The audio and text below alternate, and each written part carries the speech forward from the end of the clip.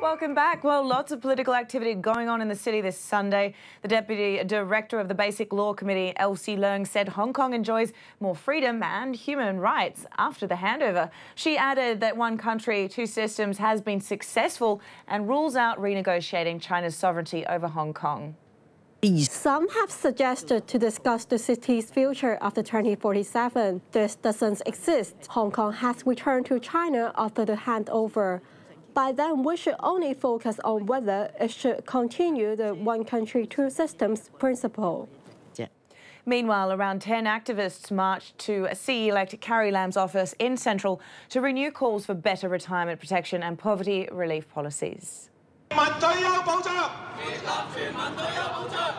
Members from the League of Social Democrats and Socialist Action demanded a universal pension scheme and standard working hours. Lawmaker Leung Kwok Hung said current Chief Executive C.Y. Leung and Lam have turned a blind eye to elderly living in poverty and that they would like to take Mother's Day as an opportune time to remind her. The activists also want Lam to increase medical spending. She claimed that she will make Hong Kong a more harmonic place to live in. I wonder if 1/3 of the elderly, those who are Oma, need to go to the street at night in order to collect the cardboard, the paper, in order to survive. But I don't see any harmony. Well, in other local news, a fire broke out in a To Kwa Wan residential flat at 4 p.m. today, entering 1. Smoke could be seen billowing from the flat and multiple explosions could be heard. Firemen were able to control the flames after more than half an hour. One man was sent to hospital after his arms and legs were burnt. Another woman fell ill after breathing in smoke. More than 100 residents were evacuated. An investigation is underway to find out what caused the blaze. And the US, President Donald Trump said he wants to move quickly with nominating a new FBI director to replace James Comey, who was fired earlier this week. He told reporters travelling with him on Air Force One that a fast decision is possible, adding that the candidates under consideration are outstanding and very well known.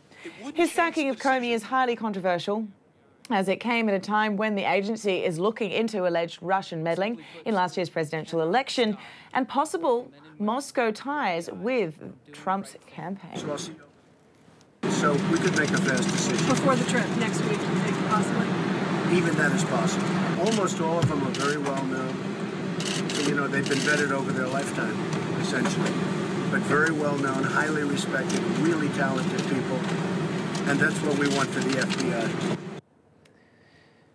Well, meanwhile, interviews are underway for a new head of the intelligence agency. According to a White House official, there are 11 candidates under consideration. Among them are acting FBI Director Andrew McCabe and Republican Senator John Cornyn.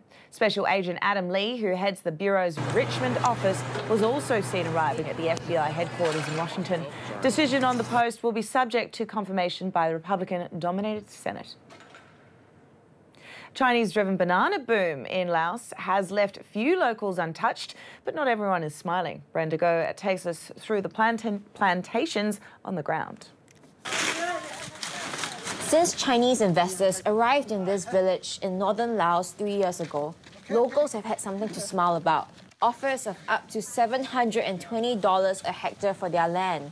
The Chinese-driven banana boom in this impoverished country has been welcomed with open arms. But not everyone's happy.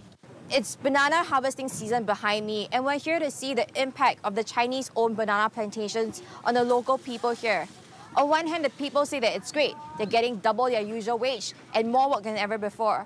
But they also say that there are costs. It's killing the fish in the reservoir close by to here, and it's also sickening their relatives. The reason for that? Dangerous chemicals. The bananas grown by most Chinese planters here are popular with consumers at home, but they are not native to Laos, making them susceptible to disease. The Chinese answer?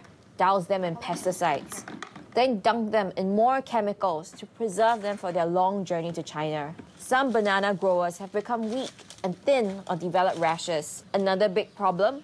Most pesticides come from China or Thailand, so the instructions and warnings are in a foreign language. Workers we spoke to say they're aware of the dangers, but also accepting of the trade-off. They're concerned about the chemicals, but higher wages mean that they can live and eat better. The Lao government banned the opening of new banana plantations in response to the problem. Not only is that getting Chinese growers frustrated, but they're also rejecting claims that the workers here are falling sick. Venezuela is diving deeper into chaos with clashes breaking out in Caracas. Riding on motorcycles, riot police fired tear gas at fleeing civilians. A bus was set on fire and so far 40 people have been reported dead since the riots began 6 weeks ago. People there have been protesting against President Nicolas Maduro, driven by anger over a brutal economic crisis. The president said opposition leader Julio Borges was to blame for all the violence. Maduro, the successor of Hugo Chavez, says his foes are seeking a coup with the support of the US. Well, coming up next, the latest from the world of sports.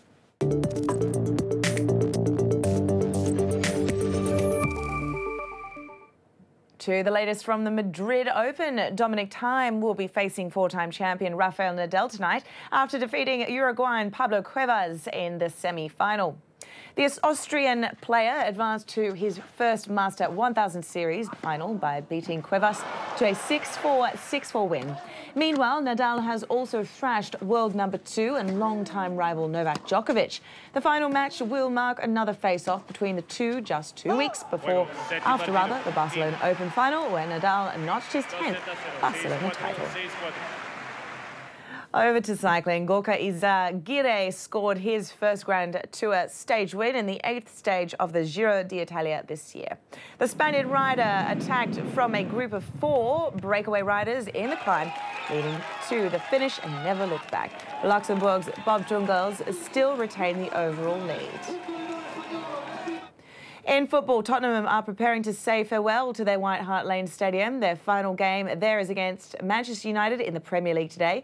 Matt Goodrick looks ahead to the game with one of their former players. Yeah, it's a big game at White Hart Lane on Sunday. Tottenham taking on Manchester United, which is always a big game in itself. But the added significance that it is the last game ever at White Hart Lane. Let's speak to someone who's played a number of games at that ground, Jason Cundy, for Spurs. It's going to be a strange day, isn't it, for the Tottenham players and the fans? Yes, it will be. Change has to happen. We have to evolve in this game, and inevitably it means may have to leave your home. They're in the fortunate position that they will eventually return. We've seen other teams, such as Arsenal, struggle to adapt to a new stadium, West Ham in particular. And I think those fans, when they go back to White Hart Lane, although it'll be a totally different and brand new stadium, that routine, that journey will still be the same pub, cafe, whatever they did. So I think those fans will perhaps get at home, be made to feel at home a lot easier. But the future's bright for Spurs. They've got a brilliant manager, got an excellent young squad. They've had a good season. Get the feeling they're going to have to win something soon to keep these players happy. And I think Spurs' biggest task over the coming seasons is going to be keeping this brilliant young squad together. Yeah, as for United, they come into the game obviously still searching for top 4. But if you listen to Jose Mourinho, he says, no, that's out of the question. Our only route to the Champions League is the Europa League. So are they now putting all their eggs in that basket, do we think, from now until the end of the season? It's almost like they've got no choice, right? I mean, they've been so poor in the league. They're now 6th, they're back in 6th. This unbeaten run that they went on, which was possibly the worst in professional sport ever, they never really got anywhere, you know? It was like they were on a treadmill going nowhere. Yes, they have to concentrate on the Europa League now, and it'll be interesting to see the team he picks for the game against Spurs. His job is to get Man United Champions League football. It ain't going to happen via the league. So as a final point, how do you assess Mourinho's first season at United? It's been average. You know, they're papering over the cracks. When you look back over this season, if they win the League Cup, which they've already won, and they win the Europa League and have Champions League football, you will probably think, oh, that was not a bad season. When you're right in the middle of it right now, it's been average. You know, they've not been convincing. But Jose finds a way, generally, to get what he wants. Absolutely, he does. Yes, that's the big game in the Premier League on Sunday. Tottenham against Manchester United. Shout out to all the great mums out there. We wish you a very happy Mother's Day. Take a look at how families here show their love and appreciation for their mums. Many fathers helped their children pick out bouquets for their mothers, making flower shop owners very happy. They predict a 20% increase in sales revenue this year compared to the holiday last year. Well, that's it for this edition of ViuTV News. Do join us tomorrow at 7 for all the stories that are shaping your world. I'm Britt Clennett, and this is ViuTV News. Good night.